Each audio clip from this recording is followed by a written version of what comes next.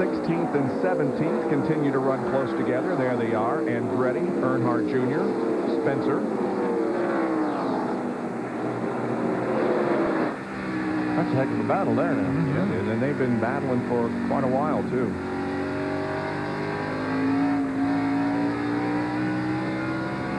Earnhardt Jr., of course, will join the Winston Cup Series full-time in the year 2000. Oh, some contact. And around goes Spencer. In turn 4. Contact. It looked like that Dale Earnhardt Jr. moved over to let Spencer go by, and then in turn 3 they made contact. Some heavy damage to the left side of the Winston Ford Taurus. And Jimmy Spencer brings out another caution, our 6th of the evening. See the window nets down. See Jimmy Spencer moving around in the Winston Ford. Well, this could be an important pit stop here. Now, if Jeff Gordon has a transmission problem, how's he going to get out of the pits? That's going to be the question mark. Down to Bill Weber. He only has 4th gear. Gordon only has 4th gear. He'll follow Tony Stewart down pit road. They were also concerned about his right front tire. In fact, they talked about pitting under green, and then they got the caution. Now Gordon is on pit road. Right side tires will go on. They tear away the plastic windshield cover. Fuel is already in. Now they'll come around to the left side. Everybody pitting under caution. 304 laps on the board. Now you can see the team loading up behind the car. They'll have to push Gordon away. Does as best as he can with only 4th gear and now creeps down pit road. He just creeps his right. Going to come out in 3rd spot. Tony Stewart's going to have the lead, and I believe Burton will be 2nd. Here's Jerry Punch. Tony Stewart told his crew, do not touch anything. Change the tires, fill it up with fuel, but the car is absolutely perfect. Maybe a hitch loose toward the end of the run, but otherwise, let's make no changes, guys. We should be good to go. Dale Earnhardt Jr., or Senior, excuse me, was in down here. His car's the same thing, Jerry. It's just a little bit loose on a long run. He says it's pretty happy, though. They went down 1 pound of air pressure on the right rear, and Earnhardt back to the track. Let's show you once again the wreck that has caused a caution.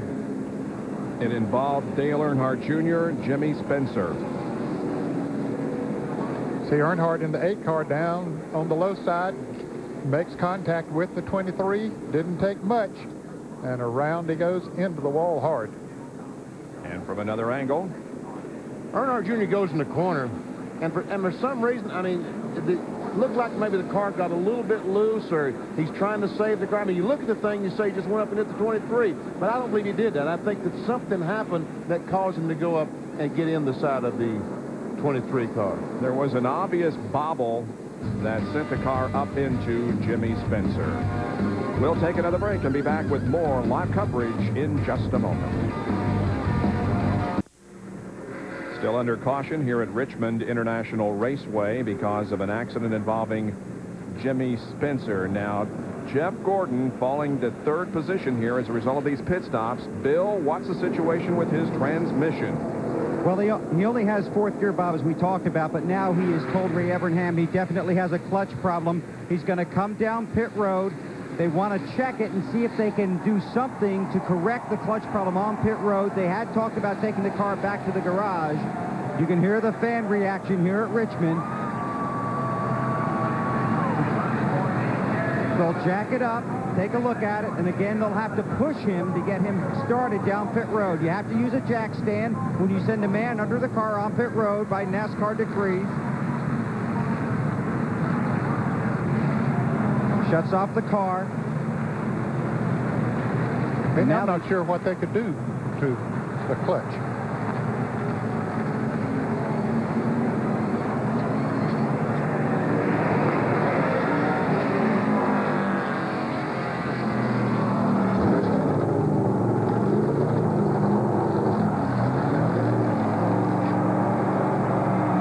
Not to rev the engine up. I think he did rev the engine up when he went out of the pits before after they changed tires, and that could cause the clutch to slip. But he's going to have to roll on pretty good there to keep him from going a lap down. He's going to make it.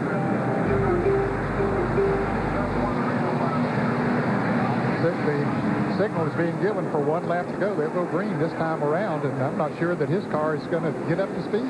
I think the clutch is slipping on the car. I think when he left in 4th gear the other time, that he got it so hot that the clutch is slipping now. In his 3 championship seasons, he had a total of 9 finishes of 30th or worse.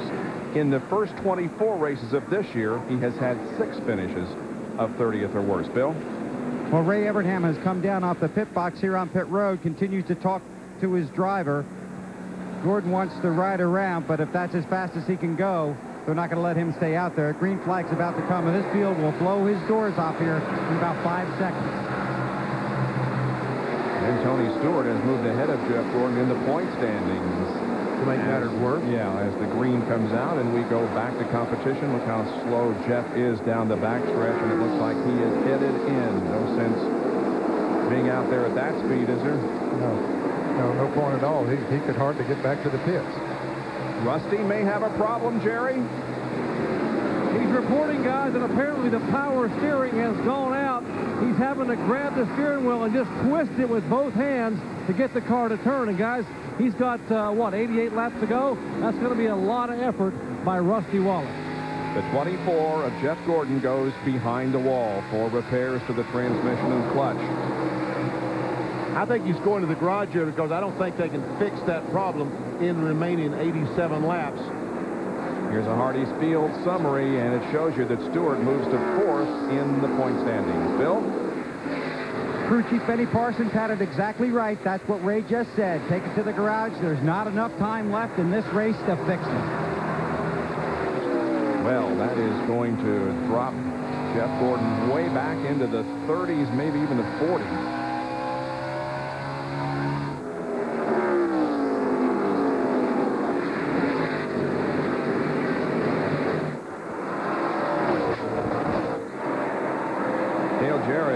Has moved up to 4th position at a good pit stop.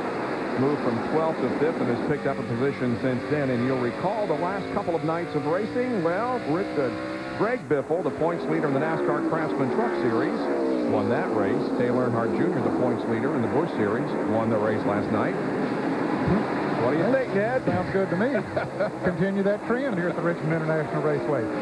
BJ made a 15.9-second pit stop, moved from 12th to 5th, and when Gordon went in the garage, that moved him up to 4th. Let's go to the pits now. Well, Jeff Gordon just pulled the DuPont Chevy in behind the wall, talking it over here with Ed Gozzo and some of the crew members.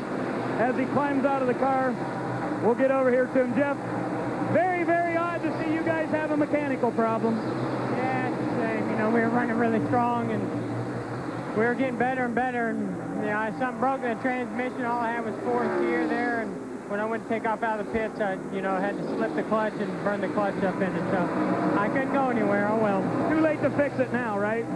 Yeah, we can't fix it. Okay, Jeff Gordon done for the night. And back here in the pack, here's Earnhardt and Martin as they battle for 8th. And the number 1 car of Steve Park is 7th.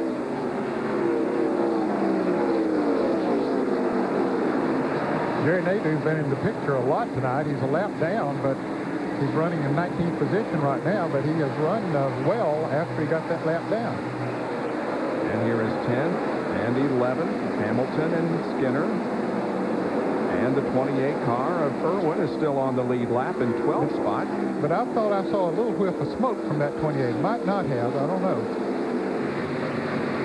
Might have been when he laid up against that 32 car, Ned. Yeah, I think it could have been. Yeah, it probably was. As a matter of fact, that 32 car Mike Wallace is driving is one of Kenny Irwin's old cars. Coming up next here on ESPN Sports Center with all the baseball results. No hitter in baseball today. We have the NFL season beginning tomorrow. All kinds of things going on. And we'll be back here live with an interview of the winner of the Exide NASCAR Select Batteries 400 on Sports Center coming up next on ESPN. Tony Stewart with about a 0.6 of a second lead now on Jeff Burton, Bobby Labonte, Dale Jarrett, and Rusty Wallace, the top 5.